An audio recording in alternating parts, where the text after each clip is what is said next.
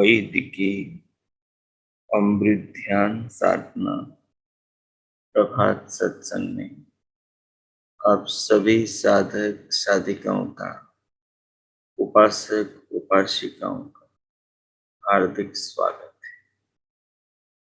आइए पूर्व की भांति आज के ब्रह्म मुहूर्त में, आज की ब्रह्म वेला में हम उन महान प्रभु पार ब्रह्म परमेश्वर सच्चिदानंद स्वरूप भगवान के, जगदाधिपति जगदीश्वर के महान उपकारों को, उनकी अनंत कृपाओं को, सर्वत्र संसार में उनकी व्यवस्थाओं को, सारे जगत के सब पदार्थ जिन नियमों में चल रहे हैं, महान भगवान के उन नियमों को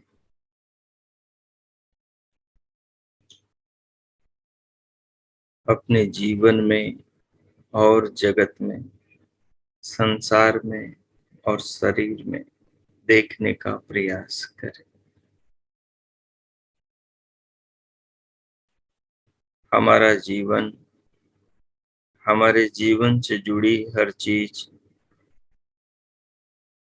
ये जगत, ये संसार, सृष्टि, पांचों भूत, सूर्य चंद्रमा, ग्रह उपग्रह नक्षत्र आदि, सागर नदियां पहाड़ पर्वत, वृक्ष वनस्पति, ऋतुएं, दिन रात, सब भगवान के नियमों से बंधे हुए गतिमान और गतिशील है। इन्हीं नियमों के कारण और जगत में जो व्यवस्थाएं प्रभु के द्वारा की हुई, इन्हीं व्यवस्थाओं के कारण हमें वर्तमान जीवन की प्राप्ति हो रही है। वर्तमान में जो हमारा जीवन है, जिसे हम प्रतिपल अनुभव कर रहे हैं, इसका मूल कारण प्रभु की कृपा है, प्रभु का स्नेह है। भगवान का स्नेह हमारी वाणी है, भगवान का स्नेह हमारी श्रवण शक्ति है, भगवान का स्नेह हमारा मस्तिष्क है, हमारा अंतकरण है, हमारी बुद्धि है। भगवान का स्नेह हमारे नेत्र है, हमारे हाथ पांव हैं, हमारी ज्ञानेंद्रियां और सब कर्म इंद्रियां हैं। ये सब भगवान का स्नेह है। शरीर को जीवन देने वाली सारी शक्तियां परमात्मा का स्नेह है, परमात्मा की करुणा है, परमात्मा का प्रेम है, जिसके बिना हमारा जीवन एक पल भी जीवंत नहीं रह सकता, नहीं चल सकता।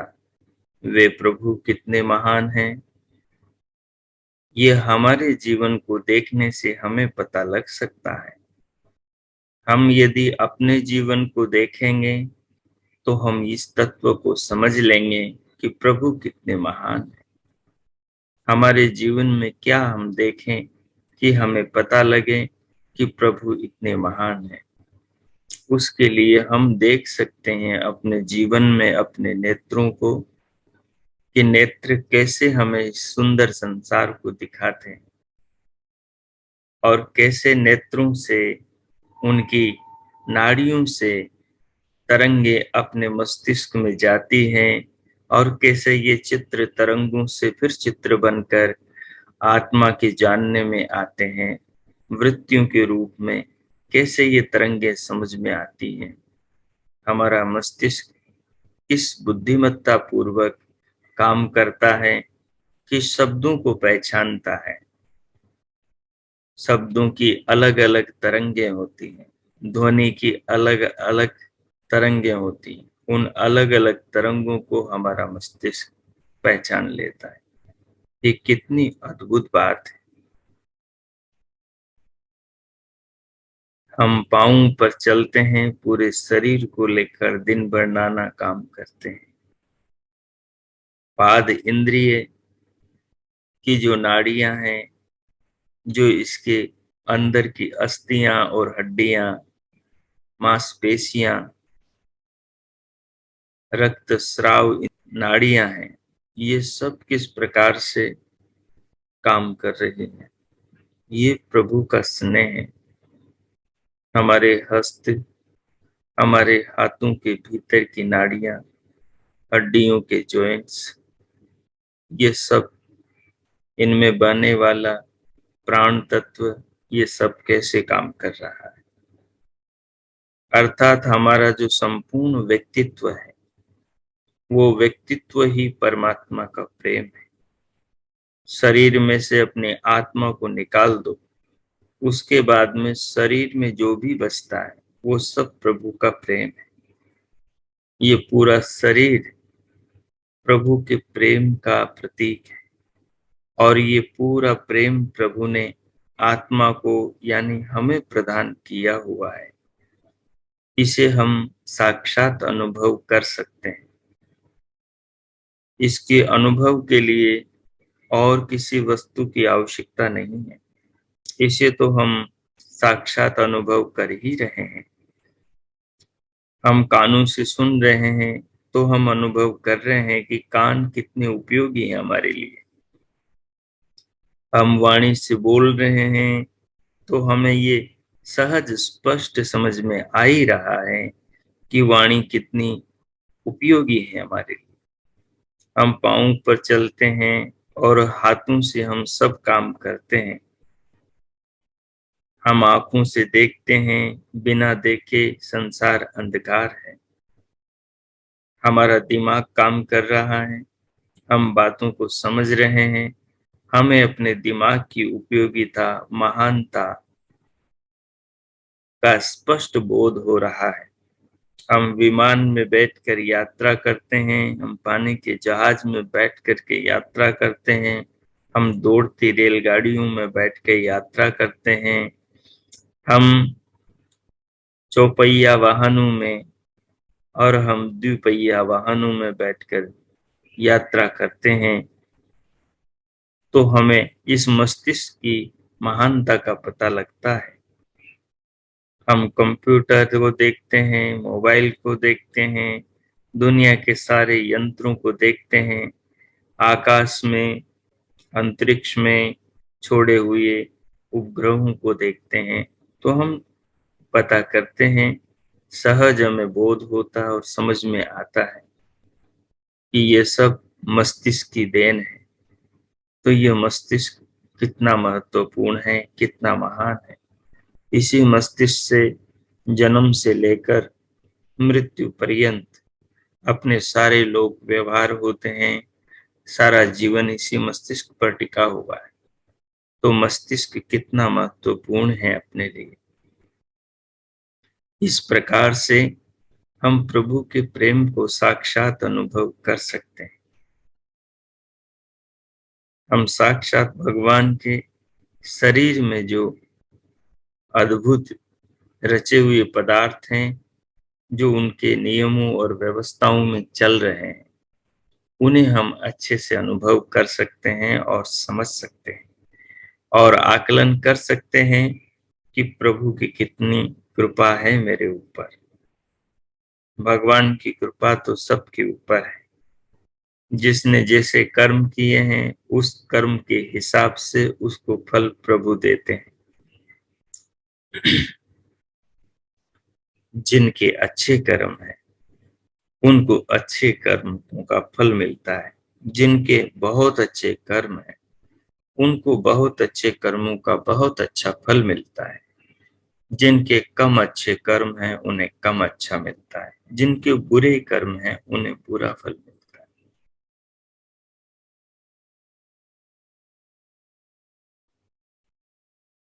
परंतु कर्मानुसार प्रभु सबको फल दे देते हैं और अपने कर्मों को सुधारने का अवसर भी मनुष्य जीवन में हमें प्रदान करते हैं। अपने वेद रूपी ज्ञान के द्वारा अपने जीवन को सुधारने का भगवान हमें अवसर देते हैं। अपने जीवन के निर्माण का प्रभु हमें अवसर देते हैं।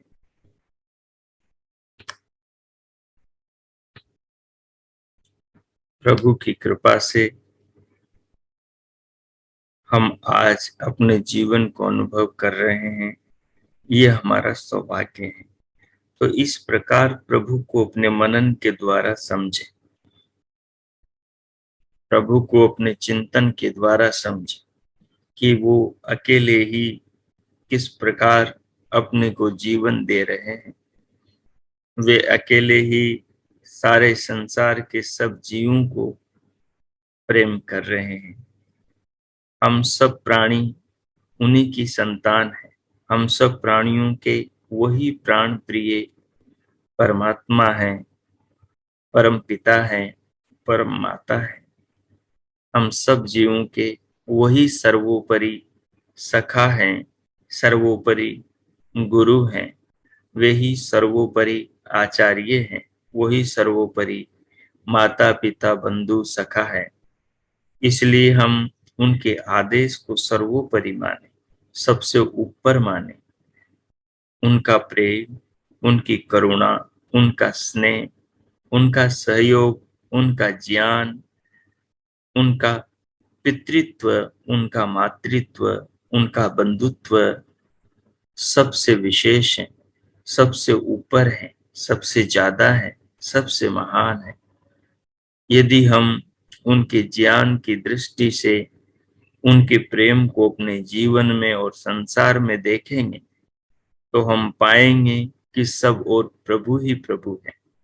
हम पाएंगे कि सब और प्रभु का प्रेम ही प्रेम बिखरा हुआ है और सब और जो प्रभु का प्रेम नाना रूपों में, नाना रचनाओं के रूप में, नाना पदार्थों के रूप में, नाना खाद्य पेय वस्तुओं के रूप में, पहाड़ पर्वत नदियां सागर के रूप में, झरनों के रूप में, खिलते फूलों के रूप में, रंबाती गौओं के रूप में, उनके बछड़ों के रूप में, उनके दुग्धामृत के रूप में, फलों के स्वाद के रस के रूप में, सारे संसार में सब और प्रभु का प्रेम ही प्रेम, उनका स्नेह ही स्नेह भरा हुआ है।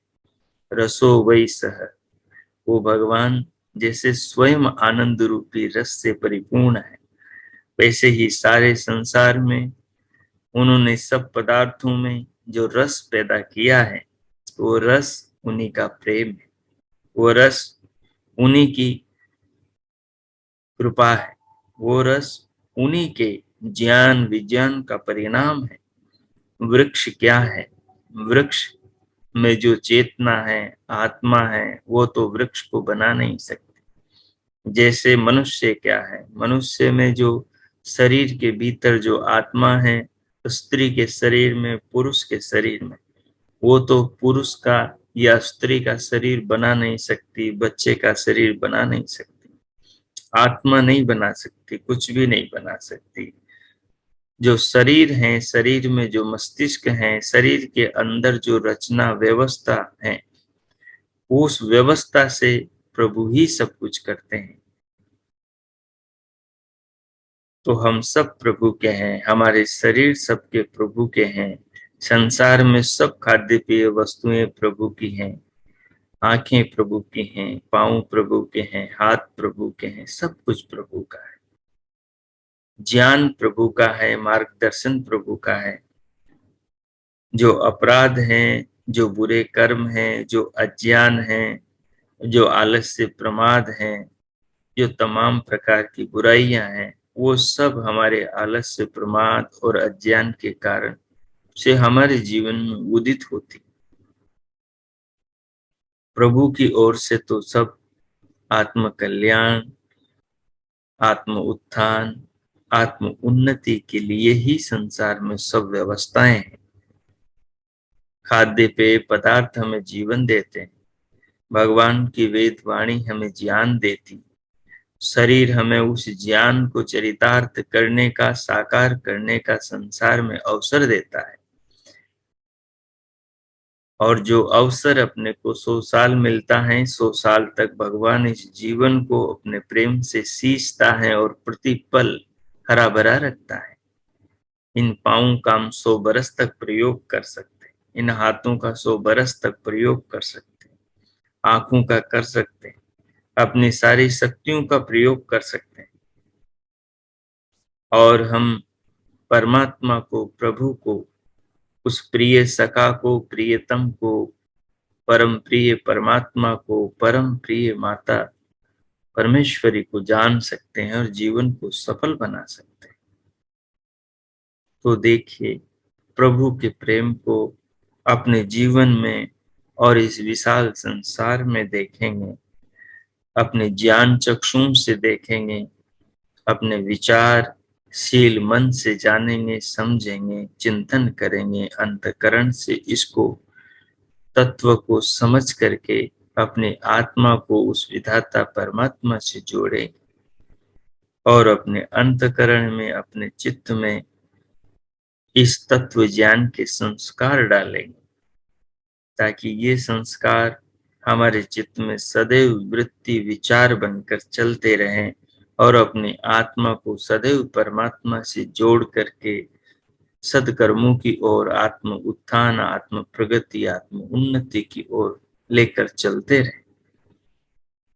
सो आइए, इसके लिए जिस भी आलती पालथी में आप बैठे हैं, उस आसन को व्यवस्थित कर दें, कमर, पीठ और गर्दन को सीधा कर लें, नेत्रों को बंद रखें और पलकों को सहज कर दें, हथेलियों को गोद में रख लें, वह यथानुकूलता, अनुकूल स्थिति में रख लें। तद उपरांत बाहर से भीतर आने वाले प्रभु प्रेम को, करुणा को, स्नेह को, श्वास को, प्राण को बहुत सम्मान पूर्वक भीतर लें, बहुत आदर पूर्वक भीतर लें। उसको एक भाव के साथ में देखें कि ये मेरे जिंदगी है, ये प्राण नहीं मेरा जीवन है, ये प्राण तो मेरे सारे सुखों का आधार है, मैं जो भी कुछ हूँ इस श्वास के कारण ही तो हूँ आज। अगर ये श्वास पीछे आती जाती नहीं रहती तो आज मैं जीवन में यहाँ नहीं पहुंचता। इसलिए इस प्राण को बहुत सम्मान पूर्वक लें, धीरे धीरे भीतर लें, 2-3 बार लें और धीरे धीरे इसे छोड़ें। लेते और छोड़ते हुए इसके साथ साथ सिर से पांव तक के शरीर को अनुभव करें, पूरी काया को अनुभव करें, प्रभु प्रेम के रूप में पूरी देह को देखें, अपने ज्ञान चक्षुओं से देखें। शरीर में जो भी कुछ अनुभव होगा वो सब परमात्मा का प्रेम ही होगा। शरीर में जो भी आपको दिव्य अनुभूति होगी, उस दिव्य अनुभूति का कारण भी प्रभु का प्रेम, उनकी व्यवस्था है। आत्मा अपना बिना शरीर के कारण शरीर, सूक्ष्म शरीर और स्थूल शरीर के कुछ नहीं जान सकता। इसलिए ये तीनों ही शरीर परमात्मा का प्रेम है, परमात्मा की करुणा है, परमात्मा का स्नेह। इन्हें अनुभव कर। इस प्रकार बाहर से भीतर श्वास लेते हुए और धीरे धीरे उसे भीतर से बाहर निकालते हुए पुनः लेते हुए अब दोनों कानों के आकाश में मन को लगाकर दिव्यनाथ को भी सुनो। प्रकृति में व काक तालु पर कंठ में लटके स्तन पर मन को लगाकर भ्रकुटी में और ब्रह्मरंध्र में दिव्य प्रकाश को भी देखें। इन्हें देखते हुए, नाद को सुनते हुए, सिर से पांव तक पूरे शरीर को अनुभव करते हुए और बाहर से भीतर प्राणों को धीरे धीरे अनुभव के साथ भीतर लेते हुए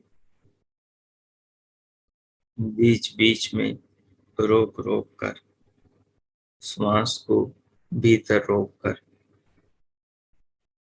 इस शरीर रूपी प्रेम के प्रदान करने वाले, जीवन रूपी प्रेम के देने वाले और इस जीवन की रक्षा अपनी करुणाओं, कृपाओं, व्यवस्थाओं और उपकारों से करने वाले उस महान प्रभु के निज नाम का स्मरण करें, मानसिक जप करें और उस जप के साथ साथ उन सब चीजों को भाव रूप में अनुभव करें और भगवान में अपनी आत्मा को निमग्न कर दें।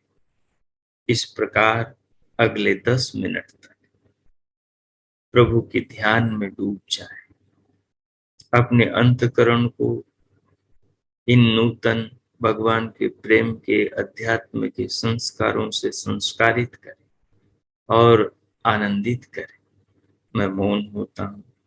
अगले 10 मिनट तक आप आनंद के साथ इस प्रयोग को करें और अपने जीवन को, इस ब्रह्म वेला को, इन पावन क्षणों को आत्म कल्याण में लगाएं। ओ कीजिए।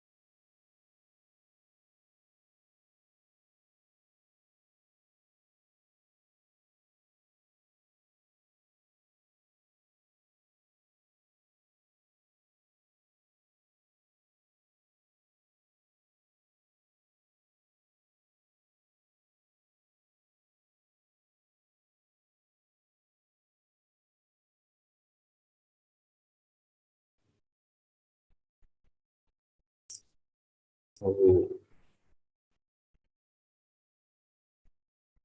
ओ, इस प्रकार उन महान प्रभु आर ब्रह्म परमेश्वर के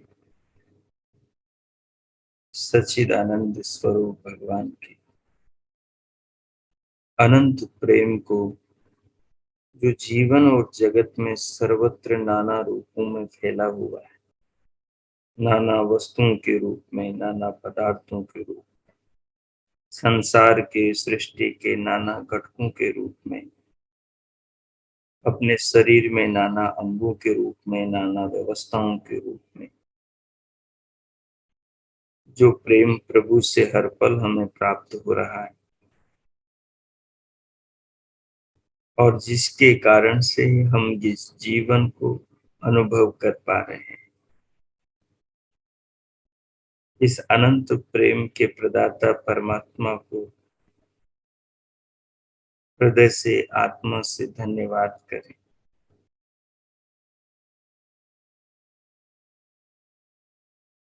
सर्वभाव भगवान के प्रति स्वयं को समर्पित अनुभव करें। हमारी चेतन आत्मा के अतिरिक्त अपने पास संसार में जो भी कुछ है वो सब भगवान का प्रेम। ईशावास्यम इदम सर्वम यत्किंच जगत्याम जगत, सब प्रभु का है।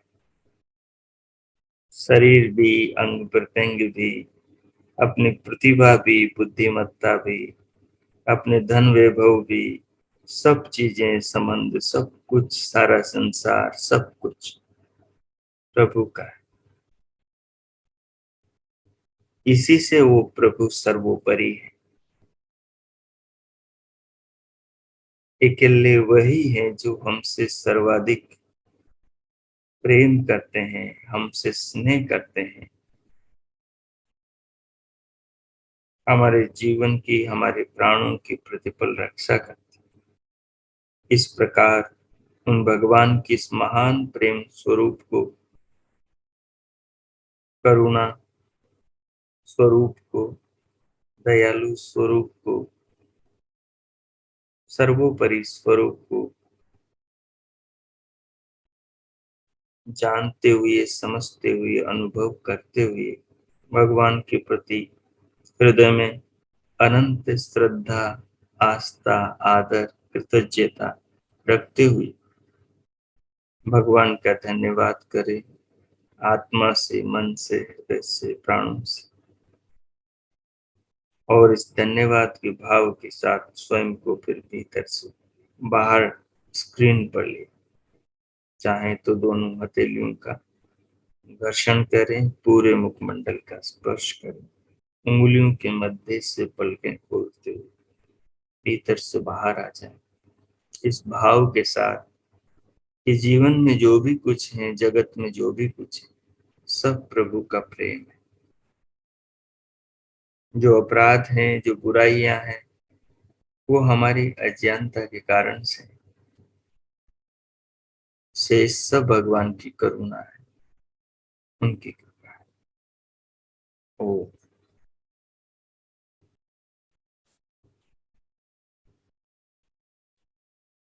अब आगे हम आज श्वेताश्वतर उपनिषद के तृतीय अध्याय का 10वां श्लोक पढ़ेंगे। 10वें श्लोक का शीर्षक है निराकार प्रभु जानने योग्य है। वे भगवान निराकार है, जैसे आत्मा निराकार है, पृथ्वी साकार है, ये चांद सूरज साकार है, सागर सरिताएं पहाड़ पर्वत साकार है, हम मनुष्यों के शरीर साकार है, सारा जो जड़ जगत है वो साकार है, परंतु चेतना निराकार है। चाहे आत्मा हो, चाहे परमात्मा हो, परमात्मा विश्वव्यापी चेतना है और आत्म चेतना अणु स्वरूप है।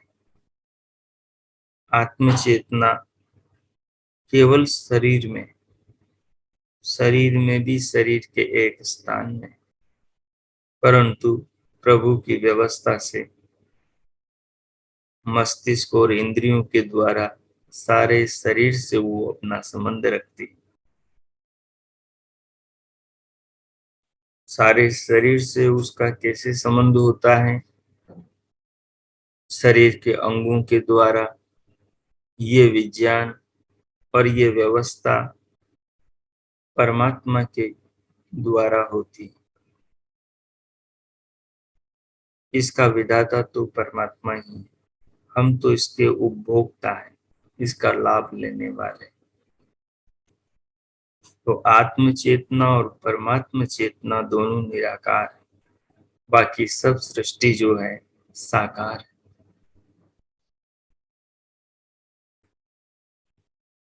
ये साकार के द्वारा उस निराकार प्रभु को जानना अत्यंत आवश्यक है।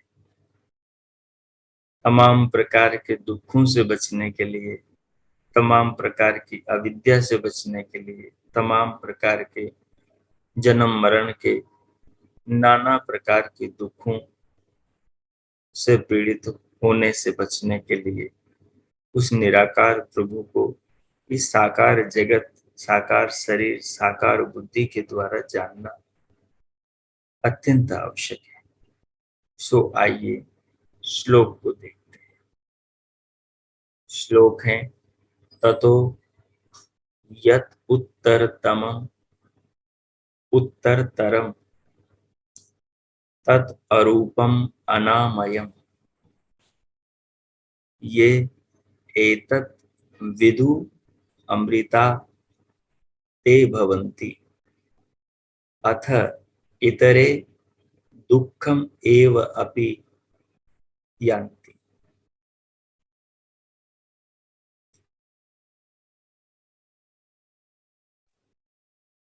देखिए श्लोक क्या कह रहा है। ततः, जो वो परमात्मा है। कौन परमात्मा? जो सारे जगत का स्वामी है, जिसका प्रेम रूप में शरीर हमारे पास, ये जीवन हमारे पास, जिसकी आंखों से हम देखते हैं, कानों से सुनते हैं, जिसके पांव पर चलते हैं, जिसके हाथ से सारे मनोरथ पूरे करते हैं, वो जो परमात्मा है, जो सारे जगत का स्वामी है, सम चांद सूरज धरती आकाश जल अग्नि वायु का निर्माता विधाता है, वो जो निराकार और जानने योग्य है, वो परमात्मा यत उत्तरतरम, वो सबसे महान, वो सबसे दिव्य है, वो सबसे अद्भुत है और वो सबसे शक्तिशाली सर्वशक्तिमान। तत् अरूपम अनायम अनामयम, उस परमात्मा का कोई रूप नहीं है। तत् अरूपम, वो रूप से रहित है, उसका कोई आकार नहीं कि उसका कोई रूप हो, उसका कोई आकृति हो, उसका कोई शरीर हो, ऐसा नहीं। अनामयम, और वो जन्म मरण के बंधनों से रहित है।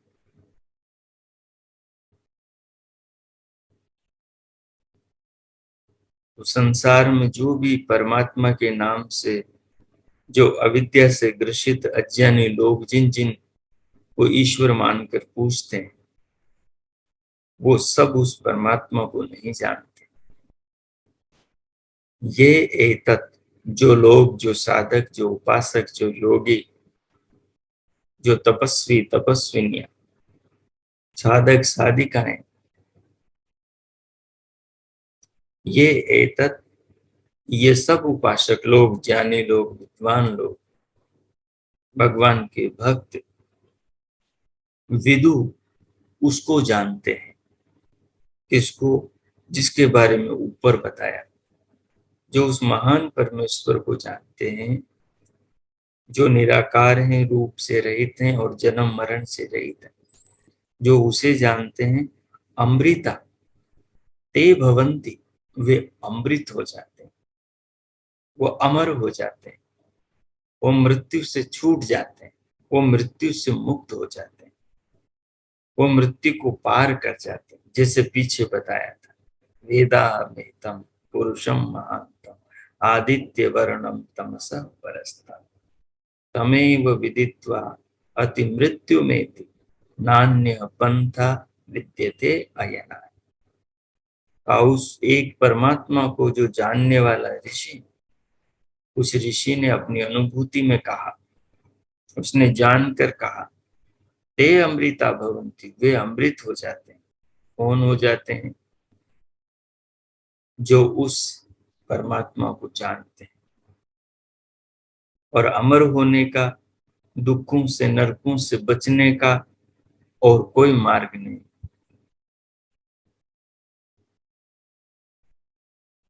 इसलिए यहाँ देखो क्या कह रहे हैं कि ये एतत् विदु अमृता ते भवन्ति, जो उस विधाता को जान जाते हैं वे अमृत हो जाते हैं। अथ इतरे दुखम एव अपि यान्ति, और जो दूसरे लोग जो उस परमात्मा को नहीं जानते, नहीं मानते, नहीं समझते, बोले वो दुखम एव, वो दुखों के सागर में ही पड़े रहते हैं, वो दुख ही पाते हैं संसार में, वो जन्म मरण के चक्कर में ही घूमते रहते हैं। जो उस महान परमात्मा को जानते हैं वे अमृत हो जाते हैं, जो उस विधाता को नहीं जानते वो दुखों के दलदल में गिर जाते हैं। अब आइए इसके पदार्थों को नीचे विस्तार से देखते हैं। यत, जो, ततः, इससे भी अधिक, उत्तर तरम यानी बढ़कर है, किससे?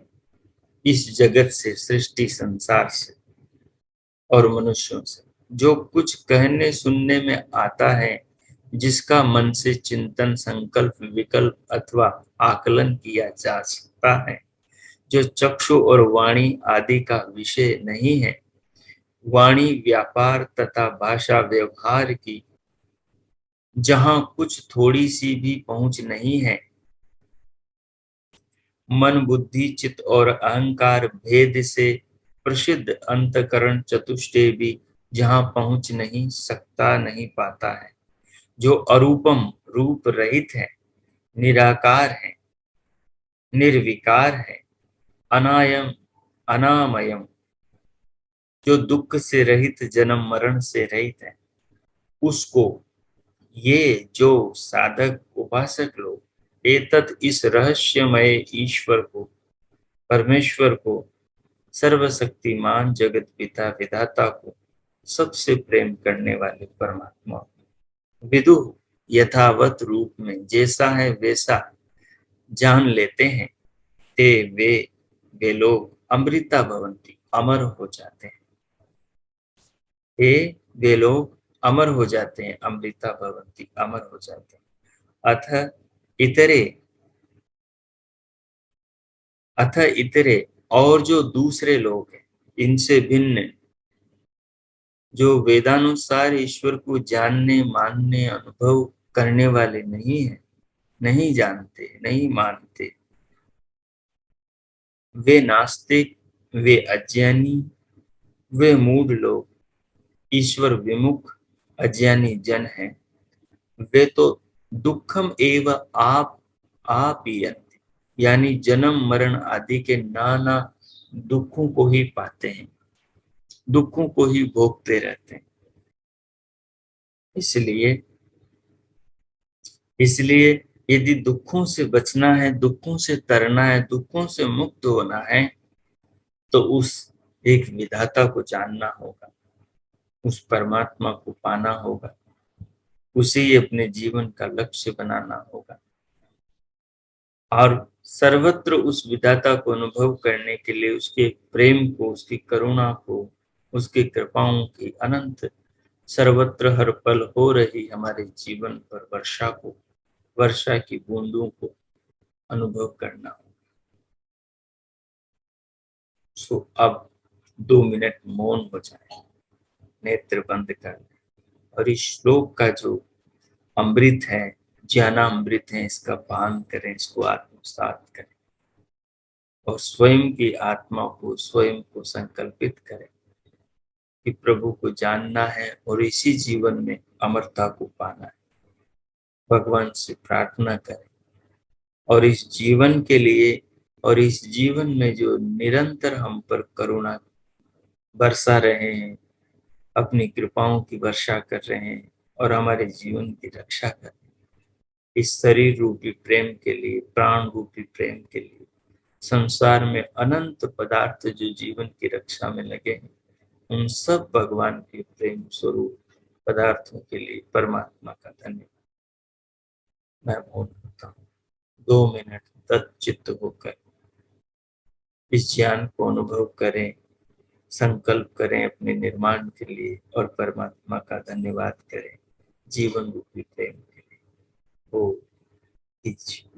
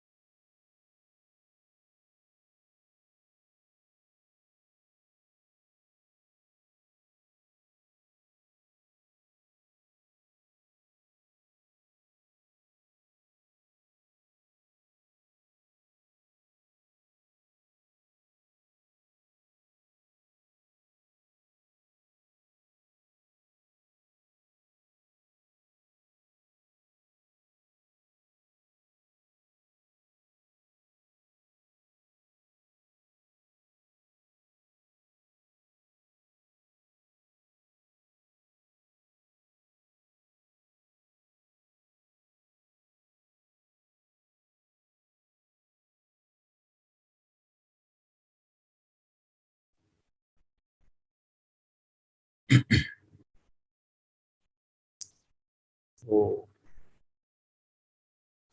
इस प्रकार श्लोक के भाव को, ज्ञानामृत को आत्मसात करते हुए और प्रभु का धन्यवाद करते हुए उनसे मिले जीवन का, उनसे मिल रही नित्य जीवनी शक्ति और नाना रूपों में उनके संरक्षण का, उनके प्रेम का, उनके उपकारों का धन्यवाद करते हुए अब हम शांति पाएं।